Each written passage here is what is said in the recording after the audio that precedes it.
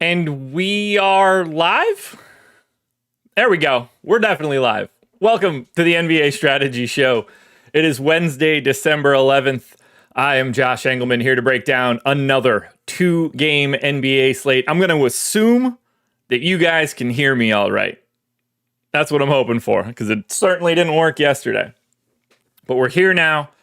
And we're looking to break down today's games, NBA Cup edition, Hawks, Knicks, Warriors, and Rockets.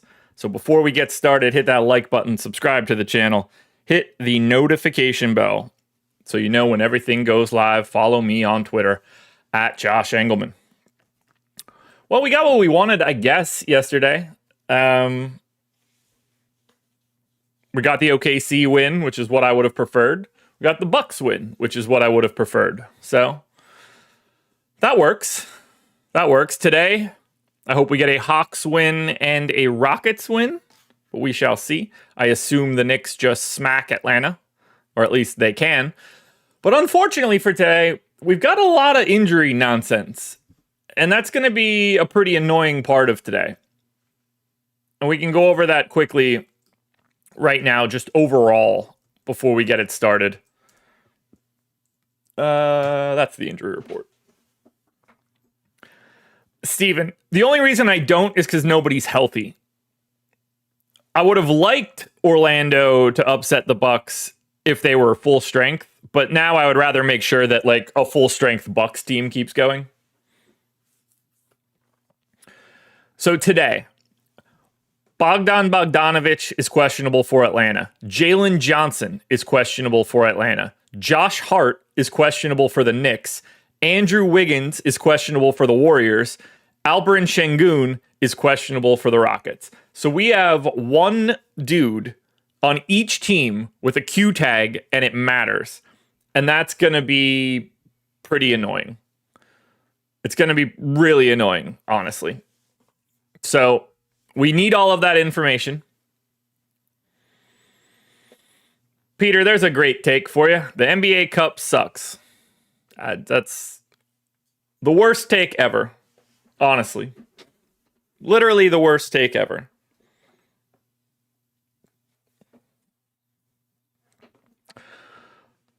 Yeah, we got the big Anthony Black day. Shout out to DK on the deeper dive. Excuse me. For talking that one through. I like that. Not enough games. I don't even know what that means. Don't even know what that means. You want more cup games? I don't get it. I don't get it. Yeah, it didn't go well for Cole Anthony yesterday. Couldn't buy a bucket, that's for sure. And if he's not going to buy a bucket, he doesn't have a lot of reasons to be out on the floor. 2 for 12 from the field. That ain't going to get it done. More NBA games. I don't... None of this makes any sense, Peter. You're allowed to use more words if you want. There's not a limit. I don't know if you've got a limit on characters you're allowed to type. I'll tell you what. I bet a lot of you guys were really, really excited about that first run from Mo Wagner. They should schedule games during the Cup. Well, they're trying to promote the Cup, so they don't do that. It's not like we get less games. Yeah.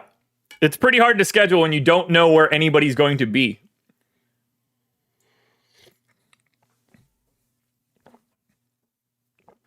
Hard to do that when you have no idea until Friday of the week before. Oh, man. That Thunder Mavs game was fun last night. Luka stunk, but Shea was awesome. Man, I love this OKC team. These dudes are so damn good. Shea was plus 22 in 38 minutes yesterday. Dropped 39, 8, and 5 with 4 stocks. So good. So good. You love to see it. You really do. Kenrich got 17 minutes. He played well, plus 17. It's a great game, man. Lee Price feels like he's getting better from 3. I mean, the season numbers would not agree with you, but those shits went in last night. So it's really all that matters.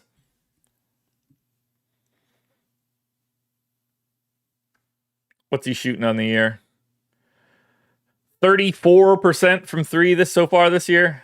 Not ideal. Not ideal. That's just what he is. I mean, 35 last year, 34 the year before that. Obviously on a difficult diet, too.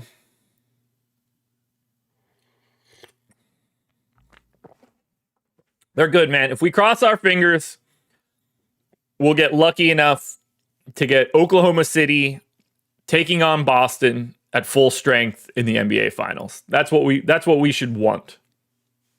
That's what we should want. Because from a talent standpoint, I honestly believe this.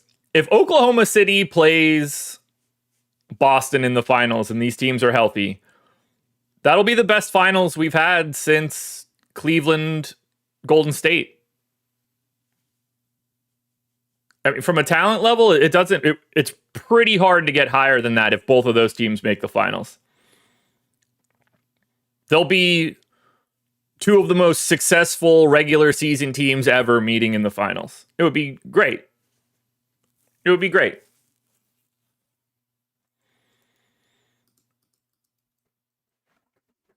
If you don't, yeah. I'm glad that chat is basically on the same side here, because if you don't think that a Boston OKC finals is awesome, you just don't like the NBA. And it's nice to see that we're all coming together on this issue. Nobody's saying anything different. It's just awesomeness. God, it would be so good if they're all at full strength. The matchups, the tactical nature of that entire series, the changes that teams make. God, it would be so much fun. It'd be so much fun. Instead, we'll end up getting like Minnesota, Cleveland, and no one will watch it. Yeah, I wouldn't be so sure about that one, Greg.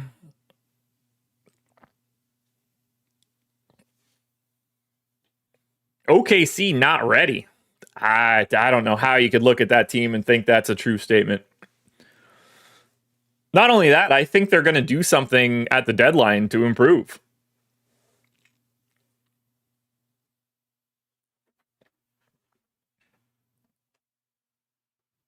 But, no, I mean, these guys are loaded. They're loaded.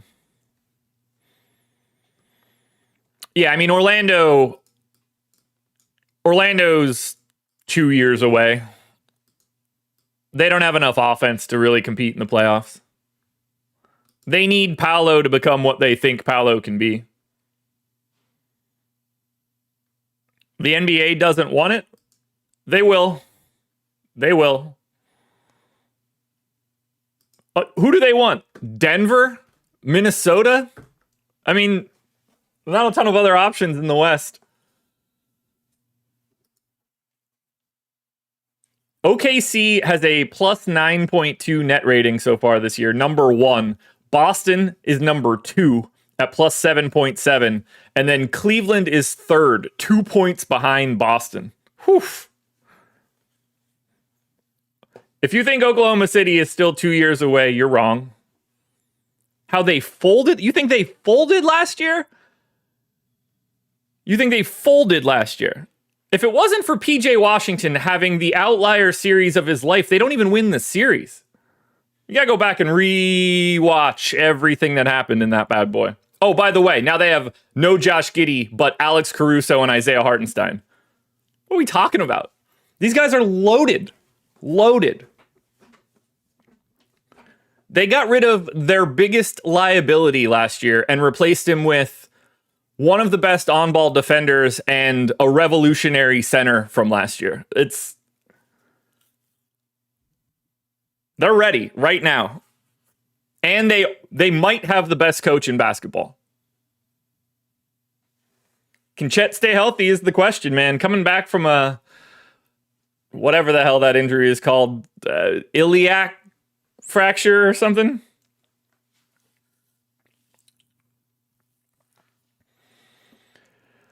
But yeah, they are more than ready. And they have so many assets in their back pocket that they can go out and get something real.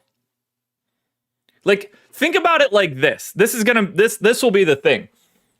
They can add anybody they want. Like, if they call up Brooklyn, they can pick up Dennis Schroeder and have another defensive-ish guy that can handle the ball, that guy that can create a shot. They can, if they want to, they can go get Cam Johnson. They can put anything on this team that they want across the board. What move could they make? That's the thing. Whatever they think they need, they can do it. All the talk is Jimmy Buckets. Jimmy Butler would be the worst possible idea for Oklahoma City. They would never do Butler. That's a 0. They need guys that fit with everybody and can probably shoot a little bit and play some defense. But whoever they want, they could have it. But yeah, Jimmy Butler, I don't know if the Thunder would take him even if they could just have him. I'm exaggerating, but you guys get the point. Like, what's a good example of like someone that could be interesting for this team? It would have to be somebody on like a reasonable-ish contract.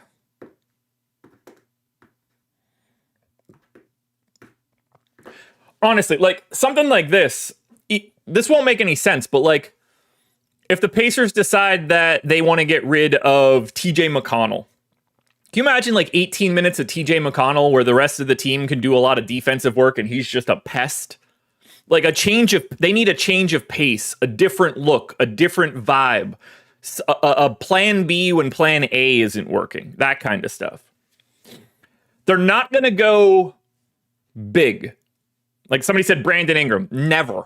Absolutely never. Jalen Johnson, yeah, they'd want it, but we got to remember, it's not going to be somebody that has long-term salary because they're already going to be locked into paying Shea, Jalen Williams, Chet.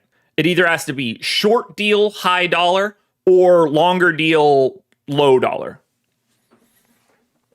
Yeah, Jake, exactly. AJ Mitchell shouldn't be a part of anything they do in the playoffs. You find a better version of that. To a degree, that also stands for Case and Wallace. Honestly, in my opinion, which I don't think they'll do it, I think Dort is the guy to go. Kuzma, absolutely not. No. Sibo Pro, you're naming the worst possible choices. Kiki Campbell, you couldn't be more incorrect, so I'm just going to ignore you moving forward, because that'll be better for my sanity. It'll be better for my sanity. Portland guards, no, they make too much. I mean, like, John Prince says Wiggins. Yeah, I just don't know. Like, okay, that would have to be some sort of 3-teamer, but salary matters there too. But Dort to me is the guy that goes.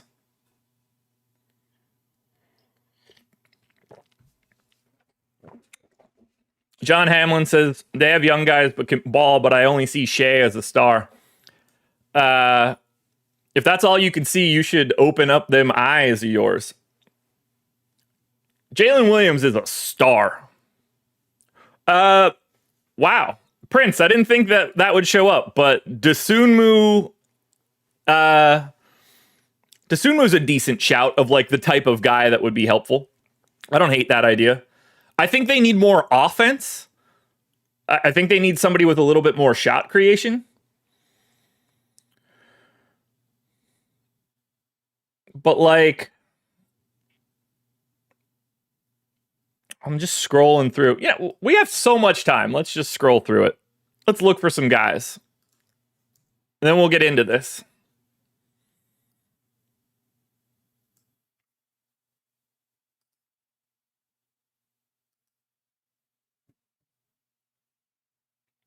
Sibo Pro, are you serious?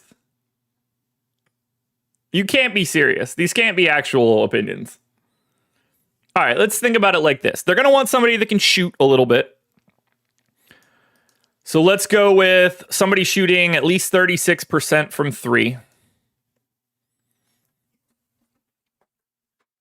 Let's just say that we don't want a giant negative defensively.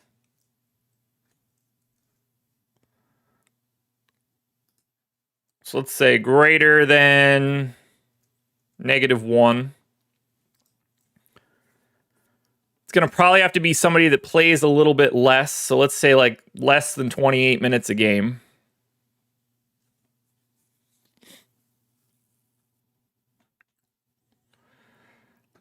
Monk's not going to work salary-wise. Whitmore would never play. You guys got to think about people that will actually play in a playoff rotation. Pritchard's never getting traded. I mean, KCP's obviously not going anywhere. Terry Rozier sucks. I mean, like Bogdan Bogdanovic, I sort of like in that scenario. Because, man, the people that are going to listen to this as a podcast are going to hate me for this, but I can't help myself. So Dort makes 16.5. So you can get up into the 20s pretty easily. Like, an Aaron Nesmith would be perfect. Now, I don't think that he is somebody that they're going to trade for. Or I don't think Indy is doing it. But, like, that's one of the types of guys. You get a 3-and-D wing. Or you look for some sort of, like, higher usage creator type. I mean, like, honestly, the answer, like, a great answer would be what everybody wants Malcolm Brogdon to be. You guys got to stop naming people on teams that are real. The Timberwolves are not trading Nickeil Alexander-Walker. They're not trading DiVincenzo.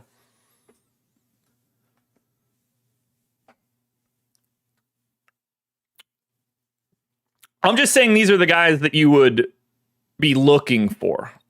The types that can be got from some of these teams. Royce O'Neal is like another one of those like types of guys. I mean, honestly, Dorian Finney-Smith would be a great pickup. There's a lot of guys that fit in playoff rotations like that. But I like the idea of someone like Dorian Finney-Smith. There's not a lot, though, out there shooting well enough. That's really the issue here. I like the Bogdan Bogdanovic is one that's interesting to me.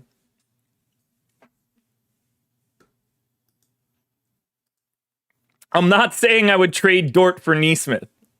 I'm just saying those are the types of guys that Oklahoma City will be going after. It's not home run swings. It's guys that fit with everybody, can defend multiple positions, shoot the ball a bit. They can fill on the margins. And someone like Nesmith is the margins. You use Dort if you're trying to actually upgrade somebody.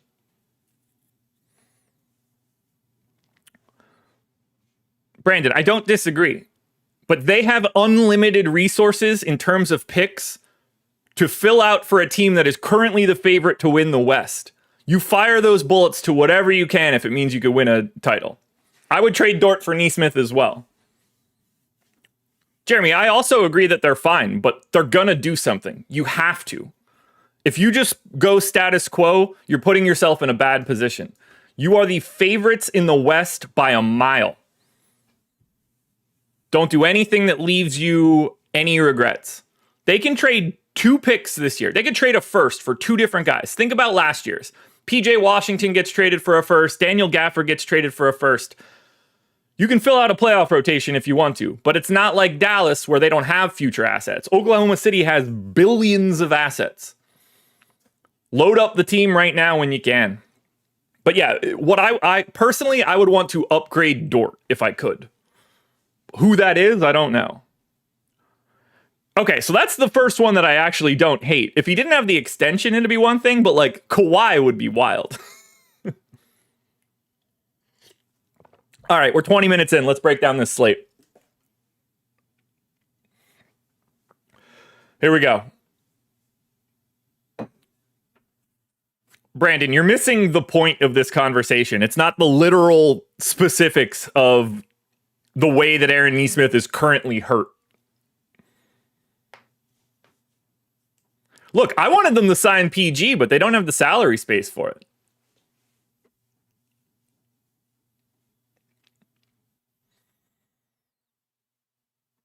Jeremy Grant makes too much money.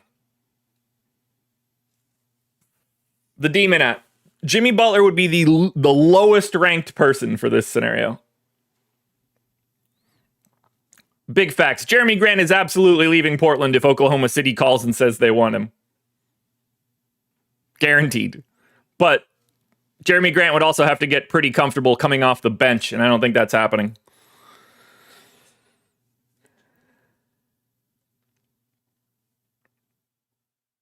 I don't hate the Norm Powell shout. Is he on an extension? I mean, I don't think the Clippers are looking to do that.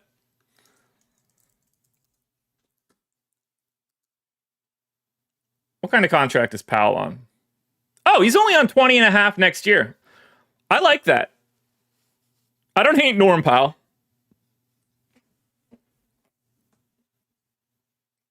Big facts. You think that Jeremy Grant wouldn't leave Portland, a team that'll never win dick, to go to the Western Conference favorites? You couldn't be more wrong.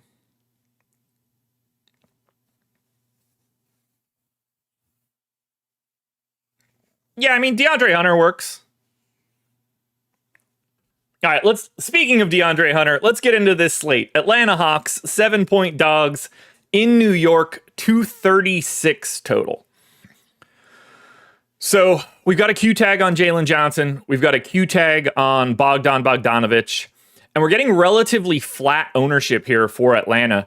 These guys are actually the lowest owned team on the slate. It goes Atlanta, Golden State, Houston, and then the Knicks are getting the most. Okongwu, Bogdanovic, Jalen Johnson, and Trae Young are all in the 20s for ownership. Dyson Daniels, DeAndre Hunter, Clint Capella, and Risache are all in the 10 to 15 range. Now, the Q tags here are going to mean a lot. And that's what gets kind of tricky. Because obviously if Jalen Johnson is out, we're replacing 37 minutes, everything changes. Even if Bogdanovic is out, we create value on a slate. By the way, there's not a single 10K guy on this slate on DraftKings. 9,700 for Towns is the most expensive salary. So value is a little different, but if we get some of these guys out, that'll change everything.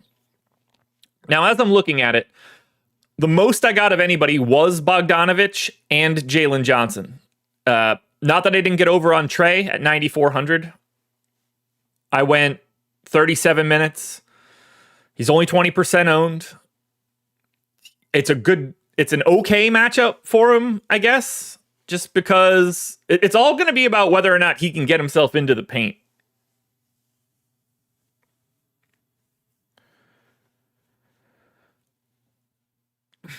But like, it's weird. Nobody really separates to me. Like you can even see it in my optimal rates.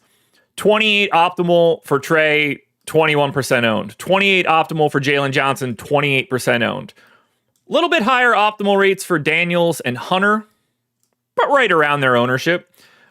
Bogdanovic and Okongwu are spot on it.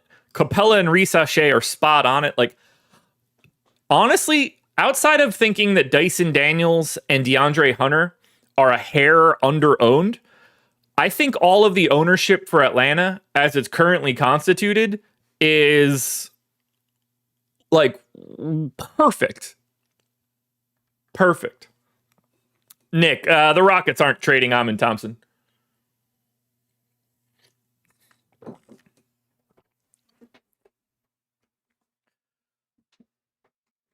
I know we're going to end up getting one of these guys out, but if I'm being honest, I actually think that the guy that ends up out is Josh Hart. I actually think based on where the line is, the Atlanta guys are going to be in. I have the Knicks as 9-point favorites. The line, at least whenever I started, let me check and see if it moved at all. Okay, it's up to 8 now. It's getting closer. It was 7 when I started the day, and I had a 2-point gap, so it made me think that Josh Hart might be out. But now that it's moving towards me, I'm starting to think that everybody is in.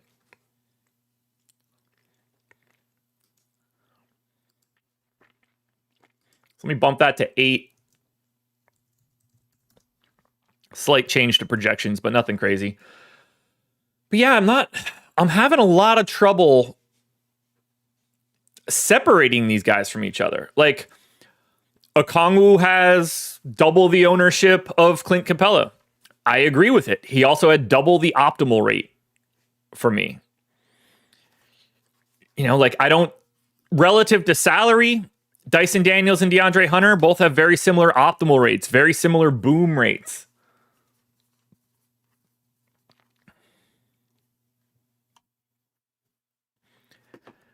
I'll tell you what, if Dyson Daniels can ever figure out how to do anything positive offensively, that dude is going to be a monster. And maybe it won't matter, but they need to do everything in their power to make him not be so dog shit on offense.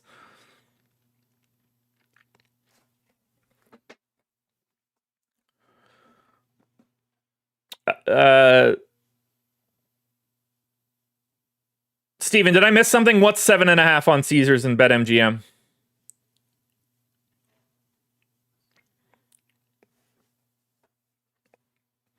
Yeah, if they can get Dyson Daniels to be able to be even just like a hair below average offensively, that would be massive. Massive. Because this dude is no joke. The defense isn't going anywhere. And he's 21. I would just lock that dude in the gym and make him shoot 1 billion times a day. Be like, don't do anything else. Only shoot. Don't work on anything. Shoot, shoot, shoot, shoot, shoot until you can make a damn corner 3 at 40%. They should dedicate everything because that's the asset that they have now that no one saw coming. You get him on an extension before he learns how to shoot and then teach him how to shoot. That's big because he can't do a damn thing offensively. But boy, oh boy, is that dude good defensively. Now, like, there are some obvious pivots here. Like, you want to bank on Capella having a bigger day than Okongwu. I get it at lower ownership. I think the ownership is correct. I wish that I had more to say here in terms of Atlanta. I just think they're so efficient. Let's look at the Knicks defense and see. We'll see how. We'll see if there's any like game scripty type stuff that stands out.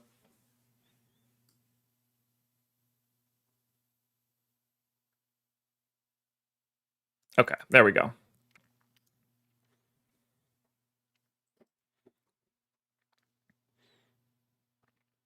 Hendu, I don't care. It doesn't matter.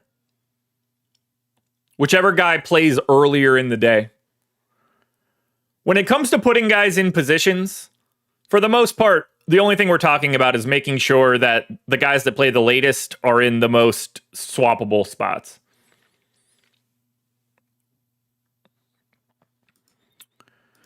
Okay. So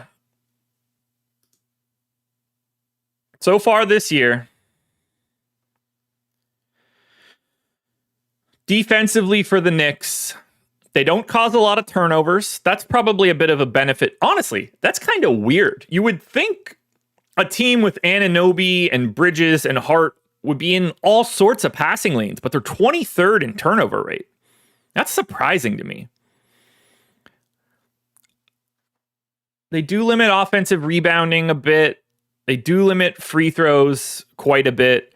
That'll be the interesting dynamic right there. Knicks are 7th in the league in defensive free throw rate. Obviously, Trae Young is a guy that makes a lot of his offensive ability come from being able to generate free throws.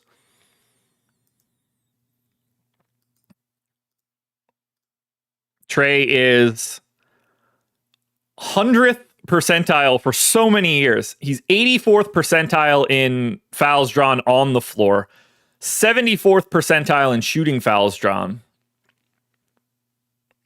You know he's going to be looking for it, that's for sure. But I don't see anything in their defensive stats that immediately jump out. Let's take a look at their shooting. Okay, so Knicks give up more threes than basically anybody. That's what we need to key in on here. Look at this. So does Atlanta. Look, here's what we wanted to see. The New York Knicks are 27th in three-pointers allowed. Only 3 teams allowed more threes. And they give up corner threes basically as much as they possibly can. Atlanta is sort of the opposite. They actually give up slightly more threes, but they give up a lot more above the break threes than they do corner threes. So that's good. At least Atlanta, while they're giving up too many threes, at least they're giving them up above the break. So then if we think about Atlanta,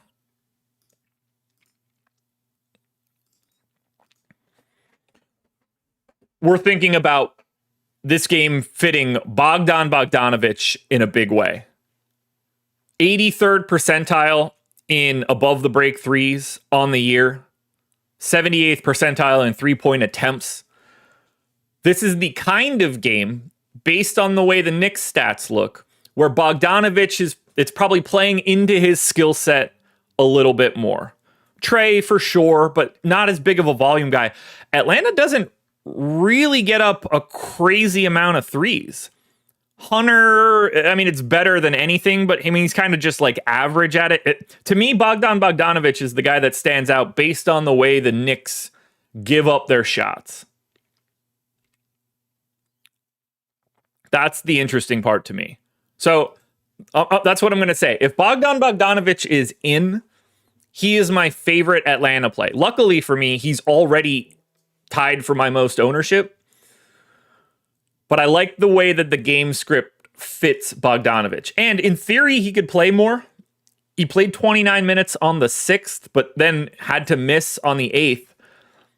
You know, could get upwards of 30 in a competitive game like this. But honestly, we don't know. We don't know what that injury really did to him.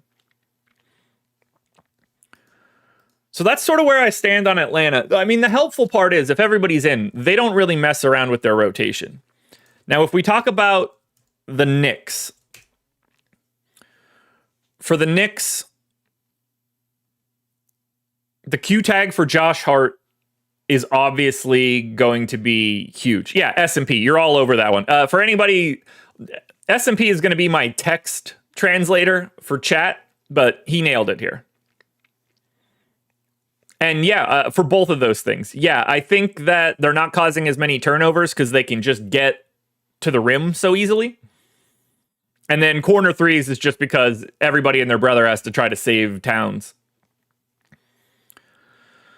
So for the Knicks, they actually made some mild... They locked their rotation down last time out. Hukporty and Sims never saw the floor. We got Precious Achiuwa just as Towns' direct backup. They played a hair alongside of each other. The Hart news will matter, obviously. And these guys are live to play, you know, a couple of these guys are live to play 40 plus. I went 40 to Bridges, 38 to Anunoby, 38 to Hart, 36 to Towns, 36 to Brunson. In theory, they can go up a little bit.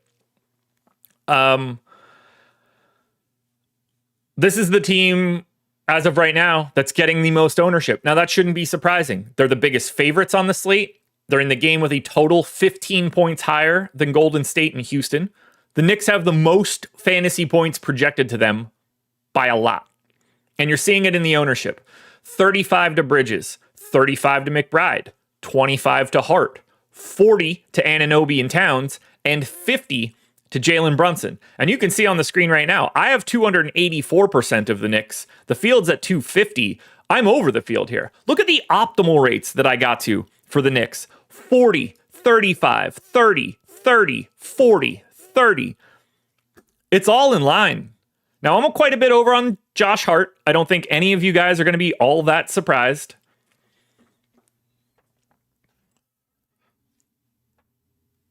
Jeremy, I think it's low, but it's up to 8 now. I think it should be 9. But I don't...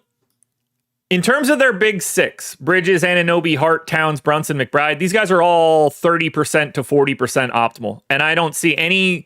I certainly don't see anybody that I feel is like drastically over-owned. Brunson looks awesome. Towns looks awesome. I even got a little bit of Campaign and a little bit of Precious. I mean, I think $3,600 Precious is pretty interesting here. Depending on what happens with Brunson, they could conceivably go bigger, play Precious more, and trim Campaign.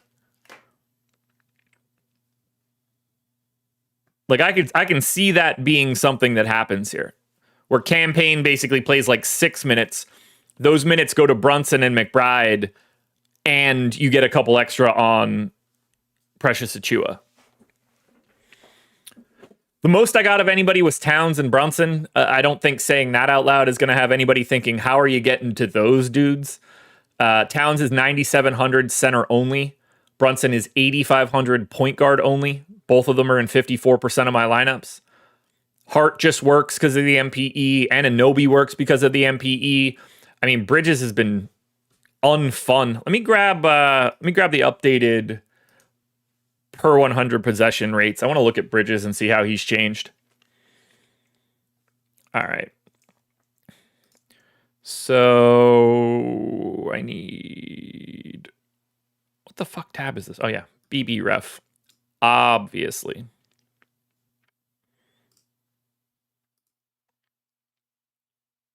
Is this really not going to refresh? Oh, it did. That was close. Almost screwed that one up. All right. Close enough to being where I want it on the screen. All right. Let's look at Mikal Bridges.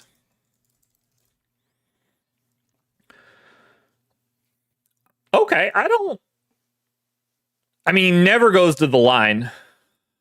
3-point shooting's not great, but true shooting looks fine. I don't know. He's kind of just himself. He just can't shoot a 3 the same way, I guess.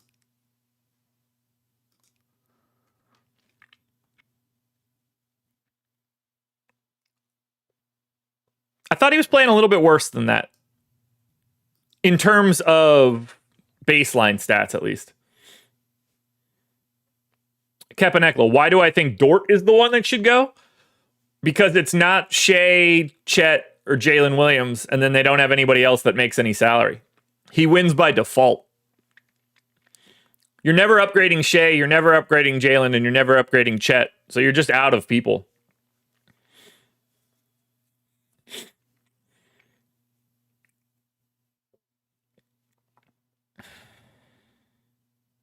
Knicks are fascinating. Now, obviously, if Josh Hart ends up out, I would not be surprised if the Knicks play 7 guys.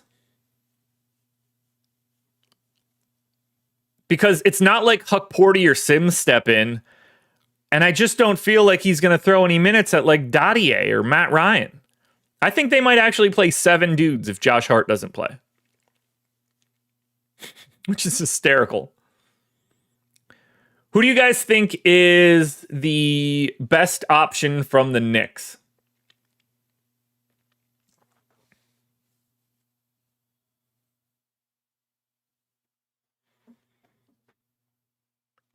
I think I agree with Big Facts there that it's Brunson.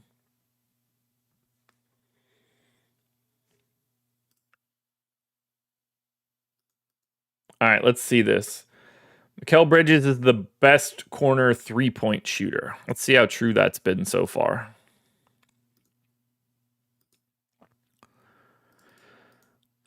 Well, he does take the most. Anunoby is right there too. They're the only really guys that take a large amount of them. Yeah, he's shooting 47% from the corner. How many threes is he taking per 100 possessions? 9. Yeah, that's good. It's him and Anunoby. Him and Anunoby.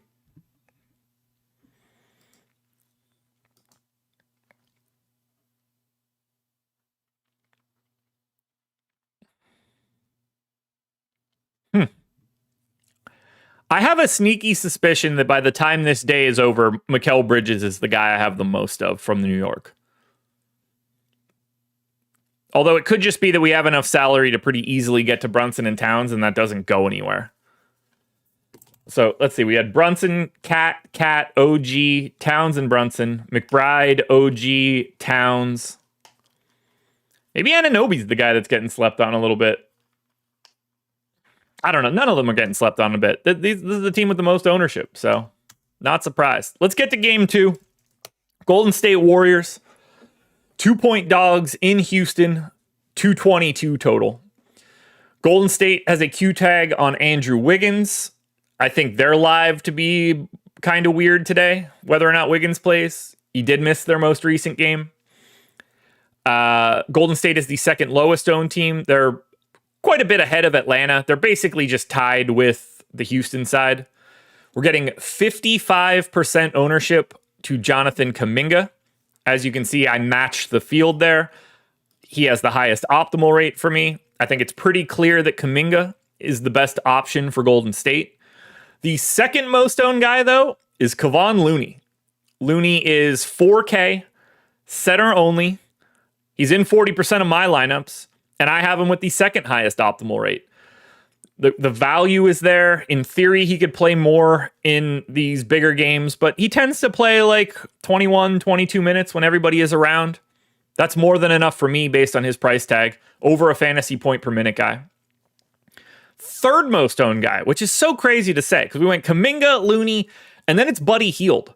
4,500, shooting guard only, 30% owned, in 30% of my lineups, 30% optimal. Definitely has a potential minutes increase if things go well, if the shot's falling. He's also live to play 12 minutes if the shot isn't falling. So even in 24 minutes, we're talking about a guy that's, 0.95 fantasy points per minute. Still looks good. Then everybody else is either in the teens or not all that owned. Steph is at 15. Draymond is at 18. Wiggins is at 10. Gary Payton's at 15. Podziemski and Lindy Waters are both essentially not owned. Now, I got a bit more of Steph at 9,500. I like the idea of it. Tough matchup for Steph. A lot of long dudes. Pause.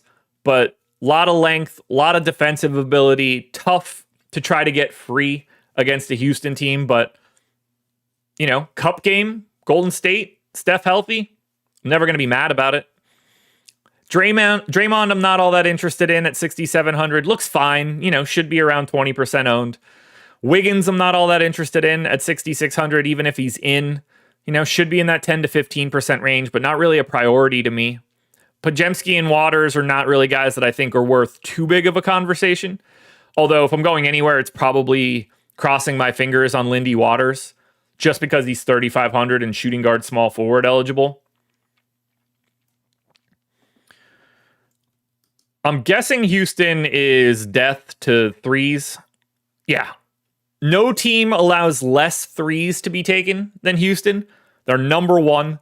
They allow the least amount of corner threes in the league, and they're sixth in terms of above the break threes, but they just don't give up threes.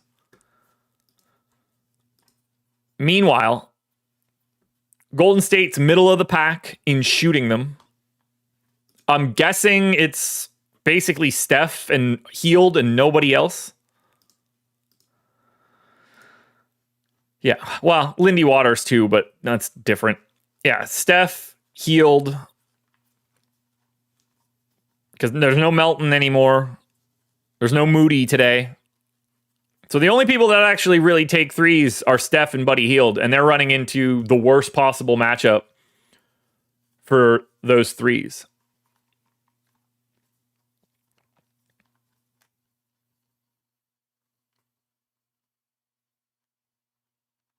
Yeah, S&P, I didn't see it coming. I didn't see that coming either.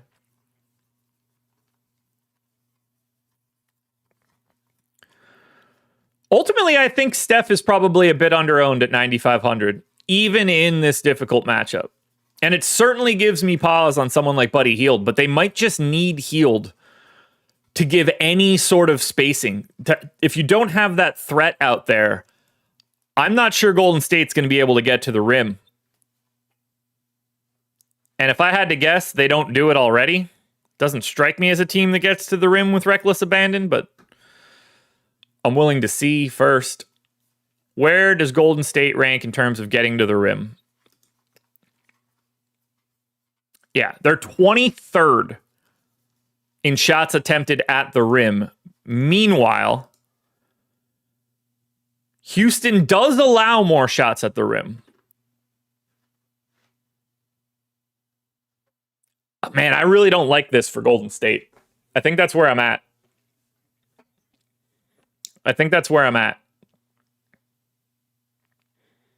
I'm starting to lean towards Houston here.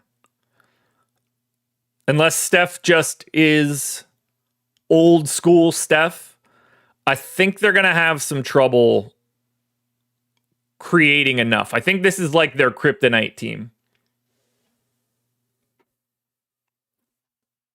Yeah, S&P, I'm with you. He was always going to be talented offensively. I just never thought the defense would be good enough. And it's starting to look like it could be. What do you guys like the most from the Warriors before we finish this off on Houston?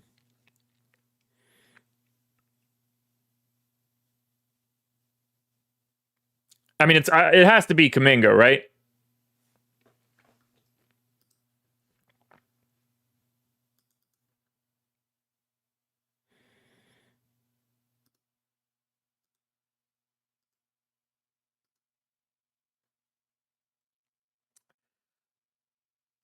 Muhammad. Kuminga is like just barely above average in getting to the rim. Nobody gets to the rim. The whole team doesn't. But, I mean, yes, Kuminga is the best of it, but it's not even good. Yeah, it looks like Kuminga and Looney are the guys that we want to have our eye on the most, but I really don't want to sleep on Steph. 14% own Steph on a two-gamer in games that matter. That feels like something that I should be paying attention to. Let's close it out with Houston. Hit that like button, guys, if you haven't done it yet.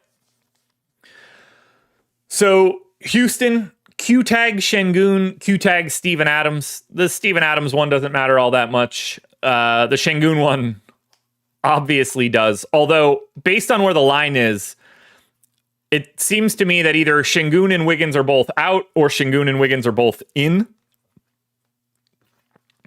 And we are getting Tari Eason back out of the concussion protocol. Most owned guy from Houston is 40% to Fred VanVleet and 40% to Dylan Brooks. I prefer VanVleet a little bit to Brooks, just 1-to-1, but they do look to me like the best options. Jalen Green is also pulling just shy of 40% ownership. That one I don't love as much. I think he's a little overowned.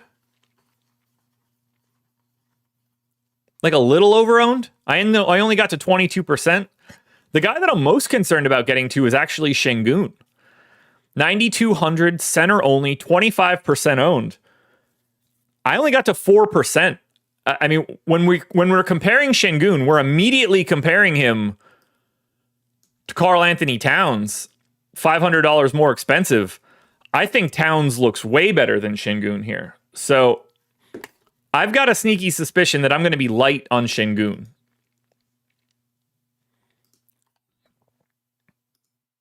What's his rebounds prop? Am I just a little light there?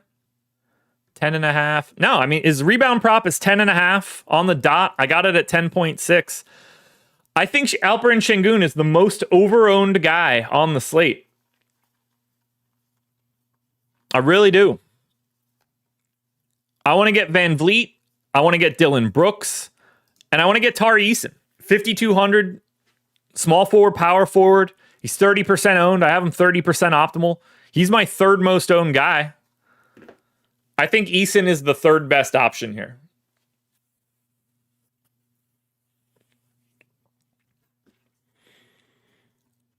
But I think Jalen Green is pretty over-owned as well. I think Jabari Smith is under-owned. I didn't get to a lot of them. 5,300 power forward center. But I got to the field. But I have his optimal rate a bit higher. I think he creates some flexibility. I think it's the problem is it's basically just power forward. Like you could use center, but you don't as much. But with Tari Eason, when you can get that small forward, power forward, I think that's why I'm seeing Tari Eason end up in a lot more than Smith, because he doesn't get to touch that small forward spot. What exactly is recency bias, Sibo Pro? You've been dropping incorrect nuggets over and over and over again, so I'm curious what you think is a recency bias.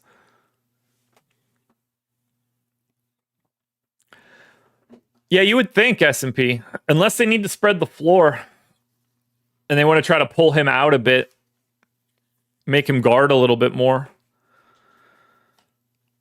Like Amin Thompson looks fine. It's tough for me to want to get to Reed Shepherd. He showed up in some of my lineups. I think that's just because of the lack of ownership. Yeah, I see it, S&P. Recency bias, Şengün being the most owned. Well, he's not the most owned. I don't know what recency bias has to do with any of that. I don't know if you know what that means, but he's not the most owned. Şengün is the the fifth most owned guy on Houston.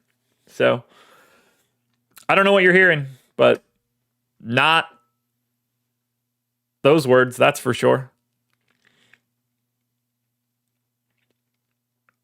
Where do you guys land? Who's the dude from Houston today? Are you guys with me on Şengün? Are you with me on Jalen Green? Because Jalen Green's pulling 40% ownership. That seems like way too much to me.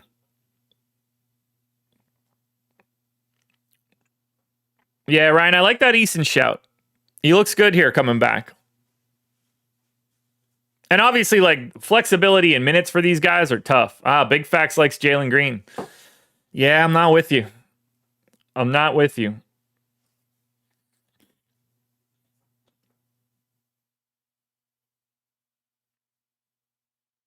Like, Fred VanVleet's just easy to click all the time. These are the type of games where he probably plays 40 minutes.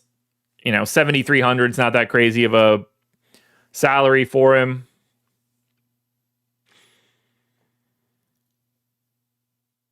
But yeah, I think I'm pretty anti Jalen Green, and I'm kind of anti Alperen Şengün right now.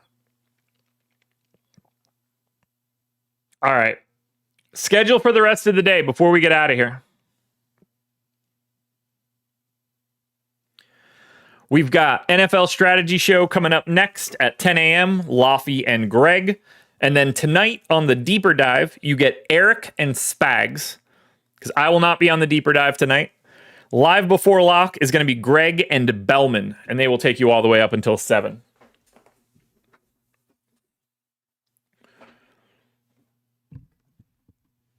But that's where we're at for today. I'm done now. I'm going to put contenders out. I'll put my top 10s out, but I will not be around for the rest of the day because we're going to pick up our new puppy later this afternoon. So I'm going to be gone for today. Fun slate. I mean, that Atlanta Knicks game should be really fun to watch from an offense perspective. That should get really entertaining, because that's just going to be bombs away.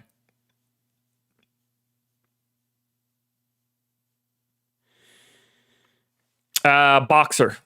Poker. Boxer. Alrighty, folks. NBA or NFL strategy show coming up next. You don't want to miss it. Stick around. Watch that bad boy. I'm going to have contenders out shortly. And check my Twitter. If we get any only dogs over the next couple hours, I will post them. Haven't seen any yet, but I'd like to. But tomorrow, 3-gamer, not the NBA Cup. We'll be breaking that one down bright and early, 9 a.m. Eastern time tomorrow. Thank you guys for being here. Love to see you guys. Enjoy the NBA Cup tonight. I will see you guys tomorrow.